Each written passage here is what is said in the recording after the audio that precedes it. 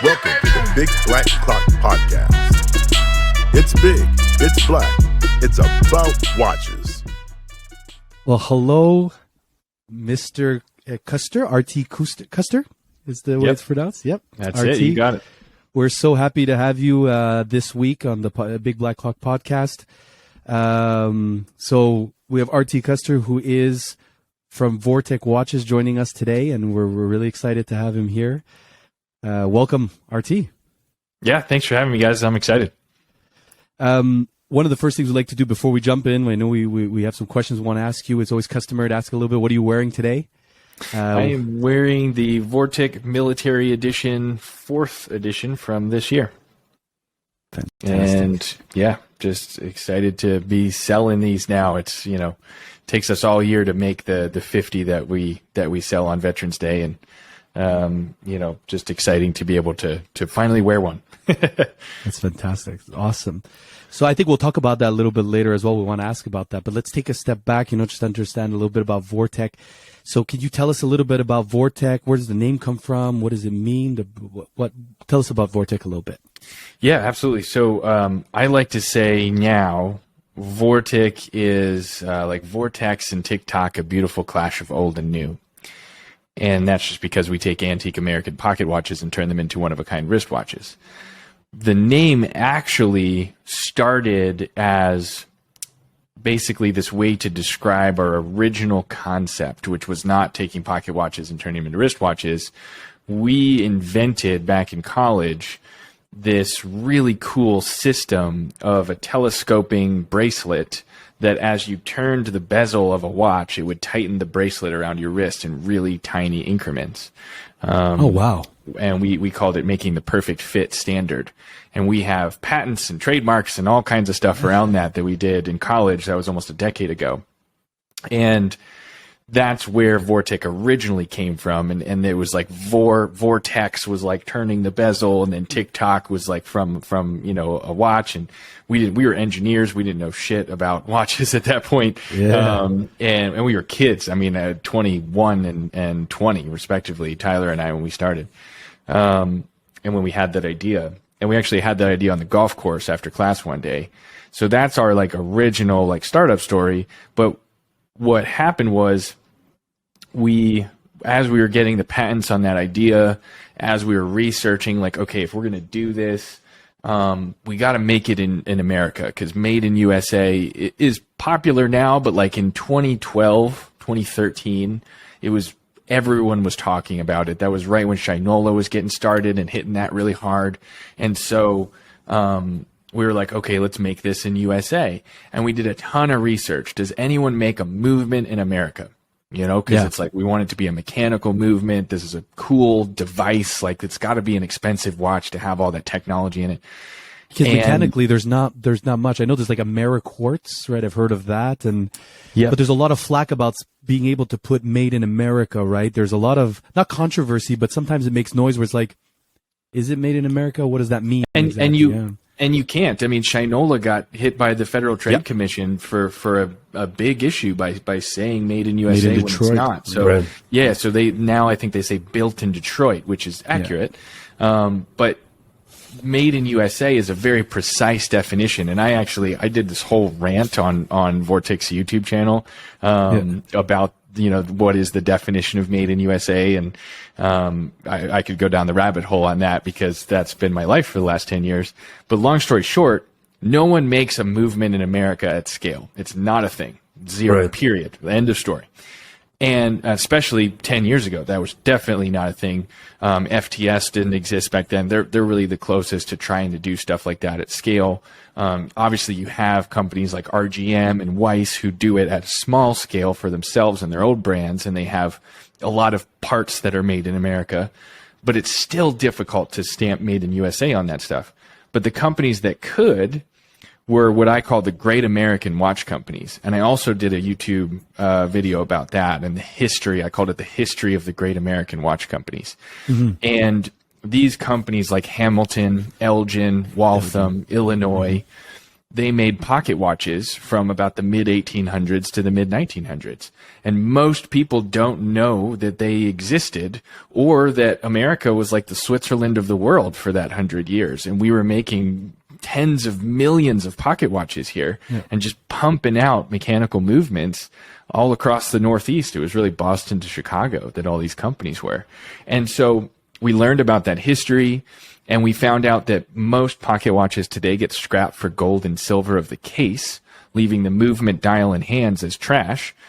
And we were like, hey, I wonder if we took these old pocket watches, turned them into wristwatches, we can make the case and the crown and the bigger stuff. Like that's made in USA. We can totally figure that out. And then it'd be 100% made here. And we put that idea on Kickstarter in 2014, and we've sold every watch we've ever made since, and we've never gone back to that first idea. So, sometimes you get lucky and you have a good idea, and that was ours. Nice. Excellent. And, speaking of sourcing those watches, those movements and that you get from all of those pocket watches, can you describe, let's say, the process of how you guys source them, how you decide which ones to keep, which ones to discard? Totally. Yeah, so every day somewhere in the country, a pawn shop or a jewelry store goes out of business. And there are hundreds of small stores like that that have gone under in the last decade. And there's this whole industry called estate auctions. And whether somebody passes away and they were a watchmaker for 50 years and they have a bunch of tools and equipment and parts and pocket watches and wristwatches that no one knows what to let their family do with, or they owned a pawn shop and their family doesn't want to continue the business, or just financially the jewelry store isn't working anymore. A lot of things are going online, and so jewelry stores around the country are struggling. There's this whole industry of estate buyers that come in and they'll buy the entire thing. So they'll just say, hey, Grandpa was a watchmaker. Grandpa passed away last year. We don't know what to do with this. You call up one of these estate auction companies like Jones and Horan Auction House in Manchester, New Hampshire. They're my favorite. And they go in and they buy the whole thing, sight unseen. They're just like, hey, we'll solve this problem for you. We're so sorry for your loss. We're going to make it right. We're going to write you a check for the whole thing. We're going to pack it all up and we're going to bring it to our warehouse. And companies like that, these estate auction companies, go out and buy all this stuff at scale. And I've seen TV shows about this. Cool. Aren't there TV shows where they just go buy all these things? Yeah, I mean, there's a ton. There's like Pawn Stars, and there's Hunters, Antique. Yeah, American Pickers is probably the most popular one. And isn't Antique Roadshow or something Antique like that? Roadshow does a cool, where they like find cool things like that. But that's really the concept. Is these estate buyers are out there buying all this stuff at scale, and they sell the Rolexes to somebody, they sell the Omegas to somebody, they sell the diamonds to somebody else, they sell the gold and the silver to other people. They find the really rare, cool stuff and they put it on eBay and they auction it off. Or like Jones and Horan is an auction house, and so they do an auction every 3 months or so and auction all this stuff off. And then all of them, prior to Vortic Watch Company existing, had no idea what to do with the pocket watches, especially loose movements and dials. Like, what do you do with an American pocket watch that's 100 years old? Nobody cares. Nobody wants it. And a pocket watch as well, like the use in itself. You go, what am I going to use a pocket watch for, right? And so we work with auction houses like that to save those pieces of American history from being thrown away, especially from the pawn shop side, because pawn shops are scrapping the gold and silver of the cases. And so we just get movements, sometimes by the hundreds. And long story short, I'm the only human in America that buys more than 100 pocket watches at a time, like at scale like that. And all of these people have my business card, and they know that we at Vortic exist. And if they don't, call our team. Now they do. Hopefully they're listening to this and they're like, oh, I'm going to, I own a pawn shop. I got 100 pocket watches. I'm going to send them over. And so we buy thousands of pocket watches a year, trying to save them, trying to make sure people don't just throw them away, because that's really the other alternative. And then we start cherry picking them, and we find the best of the best. We find the ones that are still ticking. It's crazy. 100 years later, these things have all their parts. They're fine. They've just been sitting in a drawer. Somebody forgot about them. So we cherry pick the best of the best from a functionality standpoint. And from do they have all their parts? Do they still have the original dial and hands attached? All are they cool looking? You know, do they have a good story? Were they made quality by one of these American watch companies? We have all the historical records on these companies, so we know how rare these things are. And most of that is my role for the company. I love, it's like the coolest thing. It's literally like Antique Roadshow / American Pickers for me. I'm just out there hunting, you know? And so we find the best of the best. And then I bring them to my watchmakers, and my business partner, Tyler, who sit on the other side of this wall over here. And I say, okay, you know, I bought 1,000. I narrowed it down to 100. These are awesome. What do you guys think? They cut that in half again. They find like, okay, this one's cool. I can see why you brought it to us, RT, but like we can't use it. It's missing this part, or it doesn't have a screw or something weird. And then they start the restoration process. And okay, so you restore. You can put in different pieces to bring it up, to bring it to a functional state, you know. And yeah, so we try to keep everything original. So what we have to replace on these antique pocket watches is mostly the springs. So your mainspring, your hairspring, a lot of the mainsprings have to get replaced just because they don't have any power left, or they're rusted. Yeah. And so we're replacing a lot of those springs. We typically use new old stock components for that, so it is still original to the piece, or at least was made by that company. Our mission is to preserve American history with these watches, and so we're preserving it, we're restoring it, we're not just cleaning it. You know what I mean? And then once the pocket watch, movement dial, and hands are all restored, then Tyler and his team on our manufacturing side, we make all the cases, crowns, hardware, everything on the outside of the watch is manufactured in this building here in Fort Collins, Colorado. And we have different sizes of cases, different customizations that we have. And that's what we call the American Artisan Series, and that's our series of pocket watch conversions. That's amazing. Thank you. So now at the point where you guys have sourced your movements and then you have restored movements, the next step would be the hand finishing that you put in the cases once you start to assemble the watch together. Can you describe that process to us? Yeah. So for our like watch of the day watches, every single one is one of a kind. And so, like if you go to vorticwatches.com/watches, that's everything we have in stock. And as you scroll through, or just go to our Instagram, as you scroll through, it's basically a gallery. They're all unique. And you'll see that we very intentionally put like a bronze case with a dial that has like an orangish hue to it. You know, we'll find some movements that have purpled steel hands. A lot of them have blued steel, but some of them are purple. The one we did yesterday it had the original Packard car company logo on it. It says "Ask the man who owns one." So cool. It sold in like 4 minutes or something. It was crazy. Oh wow! Wow. But it had purple hands, and so we used a dark red strap, and we put the titanium case that we use into the kiln, and with basically time and temperature, you can oxidize titanium and make it appear as though it's bronze. And so we mess around with that. We do some really cool stuff with basically oxidizing and changing the temperature and colors of the titanium that we use. And so we have bronzed titanium, we have blued titanium, we have this one that's almost like oil slick. It's like a little bit of purple and stuff that's going on. And so we put that one into that kind of oil slick color. And so, yeah, we have so much fun making whether it's a titanium case or a bronze case that we can patina using some chemicals. We pre-patina the case for you, so you don't have to worry about what it's going to look like, you know, a year or two from now. We take the bronze and add the patina already. Tons of fun with that, all the different materials that we can make. And that's one of the reasons we even some of the cases have like a texture on the bezel. It almost looks like it's, not engraved. How do you call that? Is when it's like it almost has like. So I think you're referring to our railroad edition watches. They have a coin edge on the bezel. Coin edge, yeah. And so it's like a texture to the whole case. Yeah, right? And so we make that on one of our 5-axis CNC milling machines here. And just the process of making that is really fun to watch. But each one of those slots in the edge gets cut one by one. And the bezel just rotates in the machine and cuts one at a time.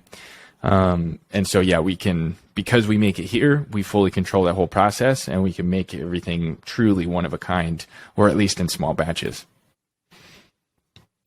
No, it's awesome. I was looking up. You guys have different machinery that you use in house to assemble all of that, and it seems really cool. It's super cool. I mean, we have 8,000 square feet here, so about a little over 2,000 square feet of space is our machine shop, and we have 6 machines, 3 vertical machines and 3 horizontal machines. Basically, all that means is like the 3 horizontal machines are lathes, and so they're making small round parts, and so the tools are stagnant and come in, and then the metal turns. If you ever seen someone making like a wooden chair on Instagram or TikTok, like the wood is rotating and then they're coming in and cutting it away on the little lathe. It's that, but tiny little pieces of metal that we're making on those machines. And then we have 3 vertical machines, one of which is a 5-axis machine. And Tyler and I do a YouTube TV show called Custer and Wolf Building a Watch Company. And every week we do episodes where we showcase the different stuff we have. And he's done a couple videos about like what is a CNC machine, what is a mill, what is a lathe. So if you're curious on how people take a chunk of metal and turn it into a watch case, you know, we put it all on YouTube because none of it's a secret, and it's really cool. And it's something to definitely be proud of. Now, in terms of these cases, we're talking about the movements, which you guys are trying to restore, or not restore, at least preserve in terms of American history. Are all your cases as well found, like all the materials themselves, are they all sourced from the United States as well? Yeah, we do the best we can to source everything here, and locally, domestically, as much as we can. For years, we've on the cases and the materials. Most of the titanium is coming from Ohio, I think. The steel is from a different supplier, I think, out of California. I mean, there's metal manufacturing companies all over. It does cost a little bit more to have domestically produced metals, especially in bronze and things like that are, you know, the more copper that's in it, the more expensive those metals have gotten, especially recently. But we have most of those metals start as long bars of titanium, for instance. And so we have a company actually pre-slice those so that we actually get pucks. It's like a hockey puck size that we get. And that's what we put into our machines. And so that's one of the biggest reasons we use domestic suppliers for a lot of the metal, is so that we can get it pre-cut for us, which again costs more money, takes more time, but it allows us to have more fun here. You know, systems and processes create and foster creativity. And so we need to be creative here. So it's just like, how can we systematize the most of this that we possibly can so that we can still have fun? Amazing. So you mentioned something before. You were saying preserving the watch of the day. You were saying we really want to try to expose or share the story behind a given pocket watch that you find, the brand itself, that sort of thing, the example in itself. Tell us the importance of you guys, like when you're talking about preserving the timepiece itself, but also sharing the history that kind of comes with it. So the research that kind of goes with it. Maybe you can share with us a little bit about what that means to you guys and the importance that it has with what you guys do. Yeah. So I mentioned that we have the historical records on all these companies, and most of that is just public knowledge at this point. There's this really cool, if you're like holding your grandpa's pocket watch and you want to know how old it is or where it was made, there's a cool website called pocketwatchdatabase.com, and that is probably the only source that like has all of the records in one place. We have a lot of other things that we have access to, but that one's really fun. You basically say, okay, I have an Elgin pocket watch with this serial number, and then it'll tell you the year it was made, how many of that movement were made in total across all of Elgin's history, and then how many were made in the run. And there's a lot that we can learn from that, and so we document that information and send it along with all the watches. We also are continuously documenting information on the pocket watch companies themselves. Like I said, I did a video about the history of the great American watch companies. I'm going to do videos next year about every single company separately. And so vorticwatches.com/history doesn't exist right now, but at some point next year will be an all-encompassing history of every single watch company that existed 100 years ago, so that you can read about Elgin and why it was the world's largest watch company for 100 years, and it was just outside Chicago, and the factory doesn't exist anymore, but at one time it employed almost 4,000 people. Like there's so much cool history there that most people don't know, so we feel like we kind of have to be like the shepherds of that history and tell people, because that's really what makes these conversation pieces. And so, every watch comes with that history, and we have a professional copywriter that writes a little story about each watch that you can see on Instagram. Every day we post the watch of the day. It says this movement was made by Elgin in 1907, and did you know that in 1907 it was the price of gas was free? Like there's just fun facts about that time period. And most of the time, I'll say it as a hobbyist, that becomes a huge part of the appeal. Yeah. Like when you take, I'm sure you haven't heard all our podcasts. We constantly have a running gag. Dimitri wears a Speedmaster, but like as one of his many watches, but the story that comes with it is maybe the jump point for so many people who will get into maybe the hobby. And if your story that you share, your timepieces aside, can get people into this hobby, I think that's really great. And it's such another angle that I find is so important, what you guys are doing.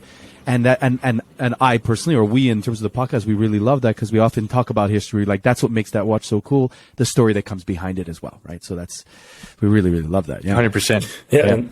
And just to add, right, I think history is often an entry point for a lot of people getting into watches, because they get an appeal, maybe not necessarily from the watch itself, but the history associated with it, because you get to wear something that has a very, very interesting story to tell. Yep. Yeah, and that's why we say conversation piece, because every watch we make is a conversation piece. I could talk about just how we make the case of this watch. We did for 5-10 minutes, right? Like the crown on this watch this is our military edition. It was designed to look like the cap on a cantina, from World War II, and that's what we made. Then you get into the movement, the dial, the hands. There's so many conversations that can be had about like, even just how the heck did they make this 100 years ago? It blows my mind. So maybe I'll jump right onto that watch that you're wearing. Yeah. I know I'll cut you off, Dimitri. I know you want to ask something, but let me ask RT there. So that watch you're wearing came out just now on the 11th, at 11 Pacific Standard Time on Veterans Day. So on the 11th month, on the 11th day at 11th Pacific time, you came out with the new Military 50, the 4th edition. And this timepiece is pretty special. Do you want to talk to us a little bit about it, the story behind it? I think there's a little touch as well where you guys have an initiative where you're giving back to veterans as well, right? Some of the proceeds. So talk to us about that. Yeah, well, I'll hit you with the whole thing. So basically, long time ago, we take antique American pocket watches and turn them into wristwatches. One of the coolest things that we do, I think, is that if you have a family heirloom, you can send it to us and we'll turn it into a wristwatch. And we call that convert your watch. And, literally, if you Google convert your watch, we're the only company that does anything like it. So that comes straight to us. But as part of that process, we have people that send us emails with like, hey, I have my grandpa's watch, or hey, I have my great, aunt's watch. I don't know what to do with this. Can you make it a wristwatch? And people send us these things, and every day we see a new one. We get probably 2 or 3 requests like that a day at this point. And we can't do most of them. It's like half of American pocket watches that we can convert.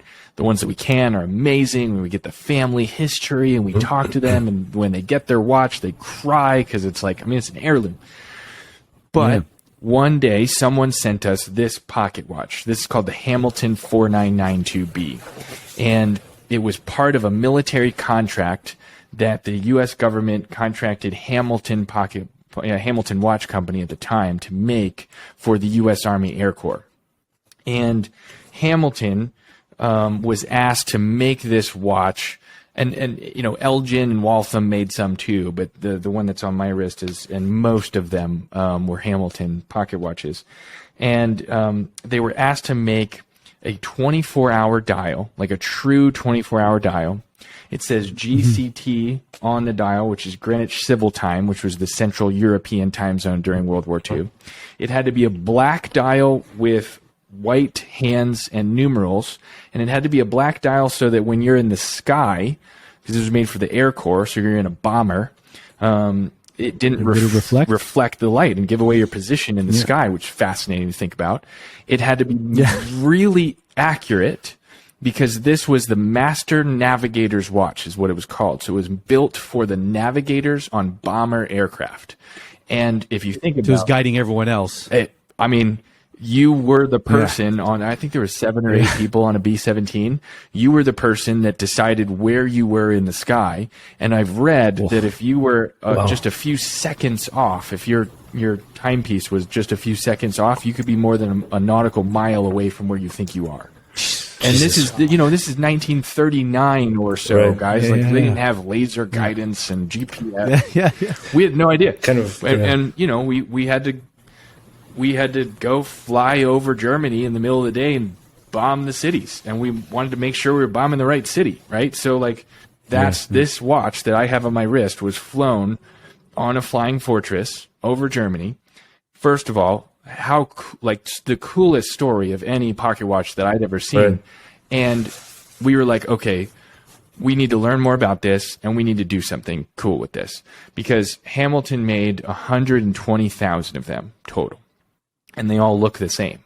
Unlike most of the watches we make, that are one of a kind and all uniquely different, these ones we were like, okay, we can make more than one watch that looks the same. That's fun. That's cool. And so in 2019, we came out with the first one. We decided to do 50. It took me a couple years to find 50 of them. But we found 50 movements, and we made a custom case and crown, and we tried to make it its own unique limited edition. And we take the Master Navigator's pocket watch and turn it into a wristwatch that we call the military edition. And we call it, and I'm just going to state it, this is the coolest watch on the face of the earth. It's just so cool. Yeah. And the history and the story that goes into it is amazing. And we decided to release it on Veterans Day for a number of reasons. One, just the storytelling that we can do around that, and just promoting veterans' causes, and promoting, people don't know the history behind this stuff. One interesting fact was, if you took off in a B-17 from Europe and flew over Germany during World War II, you only had a 50% chance of landing safely. Oh my God. They didn't know that. Wow. They had no idea. But if you look at the statistics of how many bombers we lost during the war, the Americans did the daylight bombing. So they saw the planes and they shot at us, and they took out half of them. Yeah. And so these crazy stories that come from, this war, right? The history in this, it gives me goosebumps every time I talk about it. And so that reason, obviously, releasing it on Veterans Day to just honor the heritage of this piece. But then also, right around that same time, I found out about the Veterans Watchmaker Initiative, which is one of the only schools in America that teaches people how to be watchmakers. But this particular school in Odessa, Delaware, run by Sam Cannon, who's also a saint. This man has dedicated his life to training U.S. military veterans how to become watchmakers. It's the only school that teaches just veterans to become watchmakers. And obviously, the perfect charitable cause to partner with as any watch company, but especially someone that does, what we do. And so $500 from the sale of every one of these watches goes to that school. We've donated over 100,000 before this year. We'll get to almost 150,000 total across 4 years. This year, they built a building and named it after me and us. That's awesome. There's a lot of cool stuff that we've done with that school. And the world needs more watchmakers. You guys know, like, how hard is it to get your watches serviced right now? How long does it take? Yep. How much does it cost? It's a mess. And it's risky too, depending on who you go to get it done. It's a mess. And so and there's only 7 schools in America that teach people how to be watchmakers. They all take maybe 10 to 15 people at a time, and it's a 2-year course. So, like, we are still losing more watchmakers to retirement, or just not wanting to be watchmakers or passing away, than we're gaining from all of these schools statistically. So this problem is still getting worse every day. There are not enough watchmakers in the world, much less the U.S. And so anything we can do to support that and try to get more watchmakers, especially those that have served our country, is what we're going to do. So that's the military edition. That's the Veterans Watchmaker Initiative. I couldn't be more passionate, if you can't tell, about either the product or that cause. But that's what we do. And why super we do cool. It's super cool. The history is amazing. It kind of reminded me a little bit of the same impact, let's say, clocks and pocket watches had on the railroad industry in the States back in the day when there's no other means of communicating and timing things to make sure that you're going along a schedule to make sure the trains don't hit each other. Yep. Right, when they depart different towns at the same time. Super cool. Just to kind of go back a bit more to the general question is, you guys embrace, it seems, upcycling in general as a concept, and this is a term that's mentioned a lot when Vortic is mentioned. Maybe could you describe to us if you have any maybe future initiatives or concepts that you would like to go to, something maybe along the lines of going carbon neutral and stuff like that? Yeah, so I mean, we were always working on tons of things.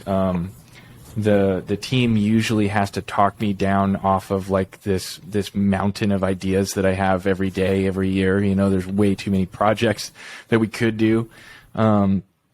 We started off obviously by restoring these old pocket watches and upcycling them into wristwatches. That's really the ethos of the brand, at least of the brand today, and of what we call the American Artisan series, which is our pocket watch conversions. We also, when we started on Kickstarter in 2014, we were one of the first companies to 3D print a titanium case for a watch at scale. And the method that we used for that was called direct metal laser sintering. And I don't know how sustainable it is because it takes a lot of energy to fuse titanium together, and to 3D print titanium, creates it takes a lot of energy. But most of the titanium that was used was powdered titanium, which was recycled from something else. And I just always thought that was really cool. So we were kind of like first to market in that side of the world.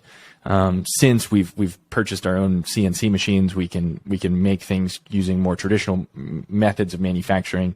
Sometime next year, we're hoping to roll out some more 3D printed metal stuff, just kind of for fun. We don't need to do it anymore, but it is really cool and it's fun to talk about. And that's really our background. We went to Penn State and just got to play with some really cool technology there. But that's one kind of sustainable thing. We just purchased the building that we're in, so we own this building here in Fort Collins, and we're going to put solar power on the roof. One, for sustainability, obviously, just trying to do the best we can, but two, because our electric bill is insane. So if we can save a little bit on that, that's going to help a lot. The biggest thing that I can say around sustainability is doing as much as we can domestically and doing as much as we can in-house here in this building gives us insight and control over the entire process. So when there's a decision on should we do it this way or should we do it that way, we get to, because we can see it happening right in front of us, make the right decision. And the right decision isn't always the most sustainable one, just in transparency, like we do the best we can with everything we do. Sometimes those decisions are based on like, well, we don't have enough humans and it's hard to find good people right now. And I wish we could do it that way, but that would take 3 more humans in the shop and we can't afford that, or we literally can't hire that many people. And so we're going to put that idea on pause here for a bit. But like, one example is for years, our boxes that we used to ship in wooden boxes, and that became unsustainable as a company because they were very hard to make. But the wood that we used was all recycled from a door company. When they made the front doors they made these beautiful custom front doors for homes, and they had scrap wood left over. And we said, hey, can you make us some watch boxes from that? And so if you got one of the first 1,500 watches that we made, you received it in a wooden box. Now we partnered because it's more sustainable from a business standpoint. And it's a local company. We partnered with OtterBox, which is a multi-billion-dollar company, but here in Fort Collins, Colorado. Yeah. And all of our watches ship in an OtterBox dry box. And that's just a very functional way to ship the watch, protect the watch over time, have the packaging actually get used. The issue I found with those wooden boxes, even though they were cool and sustainable, was that all the customers were throwing them away. They didn't have any purpose for them. Yeah. Some of them kept them because keeping the box and papers is worth it. But we had a few customers that they had 5, 6 watches, and they're like, I don't need 5 wooden boxes. What am I doing? Now you get no, but you're right. At one point, if you plan on keeping the watch forever, you'll look at this is so wonderful. It's beautiful. It's part of my collection, and you guys sell or the proposition itself is such a story or such a unique one-to-one, such a personalized experience, and a very unique watch that you enjoy is not one of many thousands. And maybe they'll be like, no, I'm never going to sell this. They just threw out the box, right? There's no need to keep it. They don't even think about it's worth more if I keep it. Doesn't matter. I'm keeping it for good. Right? Yeah. So I think my answer is we do a lot. I mean, a ton in sustainability, and we think about it and talk about it all the time. And the ethos and the core of our business is upcycling. But you're faced as a business owner, you're faced with those decisions every day, and the best you can do is the best you can do. You just have to make the best decision at that time, and do what's right for the sustainability of the entire company. I would, just to put a bow on that, I would rather do everything in my power to keep every human in this building employed first than anything else. How do I keep everybody with their jobs? How do I create more jobs? How do I create more opportunity? And then if we can do that in a very sustainable way, like we do, then we'll continue to do that. But that's really the way I look at that stuff. But obviously we stand for upcycling. We're going to go down in history for protecting the method of upcycling in federal court with the Hamilton v. Vortic thing. So that's kind of been our claim to fame. And that lawsuit is now cited in upcycling and will be for decades. So, to say we stand for upcycling is an understatement for sure. So you're saying you've shared a lot about what the brand says about you guys, and I think that's really, really great. What would you want our listeners to know about you and the team in general, outside of maybe what you've shared here already? Yeah. I think one thing that I'd love people to know and to do is that we kind of just realized is once we bought this building and we brought as many things in-house as we could, we realized that Vortic Watch Company here in downtown Fort Collins, Colorado, is one of the only places you can go in the world to see and witness right in front of you every single step of building a watch in one building.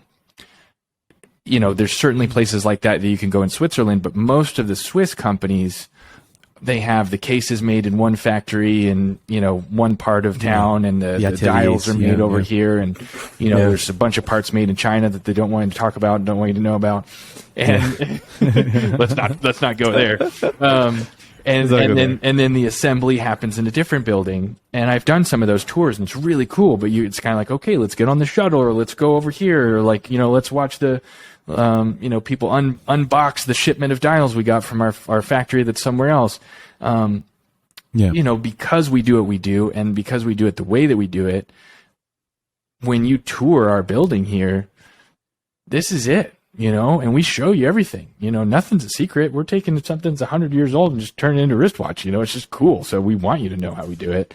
And that's really the thing that Tyler, my business partner, talks about all the time. As we make decisions, like that previous conversation, as we make decisions about how and why we're going to do something, we want people that the more they learn about our company, the more they want to buy one. And unfortunately, that doesn't happen with a lot of other businesses. Guilty. Right? Yeah. So that's what we're trying to do. And that's what I'd love people to know is come visit, but we're still getting settled in, but we're going to have, we're redoing the website early next year. We're going to have basically like calendar booking. So you'll be able to like schedule a tour and all that stuff. Right now you can just email us, and Kyle, who sits in the front room, will just give you a tour. But we're going to try to build a whole system and process around giving tours. We're going to do tours for schools and colleges and, people that hopefully would be inspired to say, yeah, maybe, if they're making a watch here, maybe I can make something else here. Like, that's really cool. So that's what we're trying to do. It's awesome. And tell us, what does, and other than that, I know you guys have plans for that. What else does Vortic have in store for the future that maybe you want to share with us without, all giving all the secrets away? But is there anything excited you want us to share with everyone? Yeah. So we, early next year-ish, by mid next year, we'll have a whole nother product line out. And you mentioned FTS, or Fine Timepiece Solutions, in Fountain Hills, Arizona. They're the only company that's going to and has the capability of at least assembling mechanical movements in America. They're not made in USA. The parts are made elsewhere, but they're assembling the movements in Arizona. We are buying movements from them, and we're using those to build basically the most American-made production scale watch, mechanical automatic watch that exists. Awesome. And that's the future coming out sometime next year. And if you want to follow along, the best way is we have, Tyler and I do that YouTube show called Custer and Wolf Building a Watch Company. And every week we're just documenting what we do here right now. And we're going to pull back the curtain and say, okay, here's where this part's made. Here's where this part's made. Here's how this part's made. We probably can't stamp made in USA on the back of that watch because the movement's assembled here. It's not made here, but we'll certainly say built in America because you're damn right it is. And so the bigger mission is to basically, to sum it up, like take on Shinola as like the title of the American watch company. We want to be household name. When you think of American watch company, you think of Vortic here in Colorado, not Fossil or Timex or Shinola. Nothing against those companies, but that's what we're after. We want to be the best in the world at what we do, and we got to start with being the best in our country at what we do.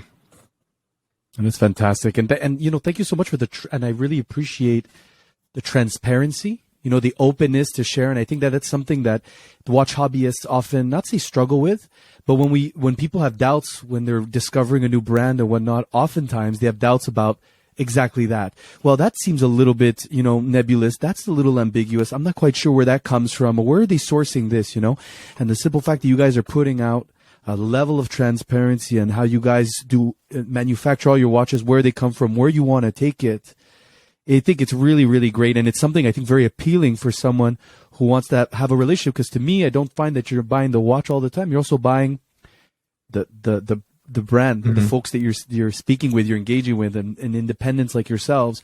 It's great to be able to communicate directly with you, to know what you guys are all about, where you guys are doing. And as a hobbyist, I have to say, kudos on that front, because it's really, really great.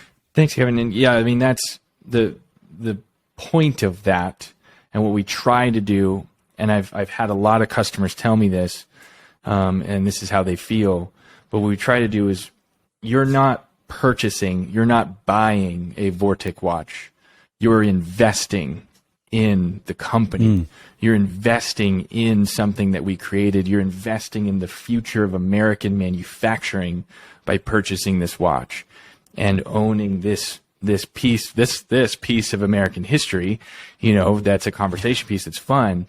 You're supporting myself, Tyler, and the 8 other humans that we have working in this building, doing our darndest to just do it the right way. And we have so many customers that I think our repeat customer rate across the last 2 years is over 40%. So when you purchase your first Vortic watch, you have a 40% chance to purchase a second Vortic watch within 12 months. So start saving for the next one once you buy the first one. Yeah, and that's dangerous. That's one of the things, guys, that I'm the most proud of. Because like Tyler and I were just 2 kids with a dream, and like that's what we built. Like this is the American dream. This is what we're trying to do, and that's why I think a lot of our customers are also entrepreneurs. They're small business owners. They're not necessarily watch people. They have a couple of nice watches or whatever.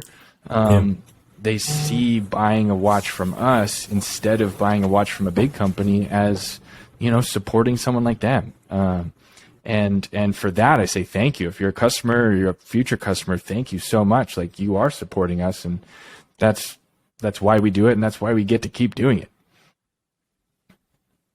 Well, that's fantastic. Well, listen, RT, I think we're getting towards the end here. Do you have a plug you like to make while you're on the podcast to before we sign off? I feel like this whole episode was a plug, so thank you for just letting me talk. Like that's I really appreciate you guys for having me. Whatever I and we here at Vortic can do to really to support you guys and your mission of just talking about watches. I think that's part of it. Like we need more people to talk about watches. If I could plug anything, I would go back to the Veterans Watchmaker Initiative. Veterans Day was just really recently, but it's always a good time to give. Giving Tuesday is the day that people forget about right after Cyber Monday is Giving Tuesday. If you love watches and you want to support the future of American watch companies, American watches, and producing and restoring and fixing your watches. If you want your Rolex fixed 10 years from now, no matter where you live in the world, you need a watchmaker. And the Veterans Watchmaker Initiative is a charity that's doing just that. And that's veteranswatchmakerinitiative.org, I believe. So I'd rather plug them if that's okay with you guys. Excellent. Absolutely. For sure. Bless y'all. That's amazing. So thank you very much, RT. We really appreciate the time. We wish you guys wonderful success. We hope to see you soon. Maybe another watch event. Sure. Maybe we'll go to Colorado. Come on in. And, definitely stop by. Anytime, you guys are welcome here. And I'll probably see you at one of the future wind-up shows. I'm hooked on them. I'm doing all of them. I love that. Awesome. Excellent. Well, we wish you all the best. You take care now, and we'll be in touch. Thank you. Talk to y'all soon. Take care, RT. Thanks. Cheers. Bye now.